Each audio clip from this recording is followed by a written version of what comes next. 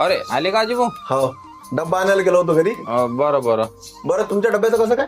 आपलं गाव दूर आहे राजो, म्हणून सध्या हॉटेलमधून आणून राहिलो. नाही हो, पेशंटला हॉटेलचं खाऊ घालता का राजू? काय करता आता, तसं डॉक्टरनं त्याला फिक्क सांगितलं, वरण गिरण आणत असतो त्याच्यासाठी. तुम्ही एक काम करा, नाहीतरी मा पेशंटसाठी मी डब्बा आणतो की नाही, तुमच्याच गाड्यासाठी घेऊन येत जाईन.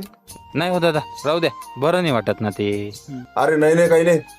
पेशंटसाठी आणून राहिलो, तुमच्यासाठी थोडी आणून राहिलो. आणि आपण कास्तकार माणसं होणार राजू. आपल्या शिदोरीत एक माणूसही पचत नाही काय? तुम्ही काळजी नका करू, घेऊन ये तुम्ही. ठीक आहे? बरं बा, तुमच्या मतानं. अरे आशिष भाऊ, आंघोळीची काही व्यवस्था झाली नसेल? नाही राजू, आता इथं काय सोय आहे काय? मी काय म्हणतो, माझे मोठे भाऊ आलेले आहेत, त्याच्या गाडीवर बसा आणि आपल्या घरून पटकन आंघोळ करून चालले या. नाही नाही, राहू द्या ना.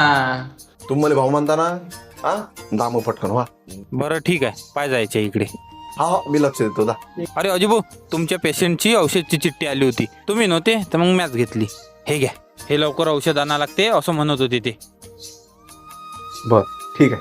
हा. अरे आले का अजिबो? हे मोठे भाऊ आहेत आपले, भेटायला आले होते.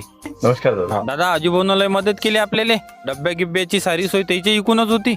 भाऊ खूप खूप धन्यवाद तुमचे. सुखात कोणी येते राजो, पण दुकान कोणी येत नाही. बरं, दुकानात खरी माणसाची किंमत समजते.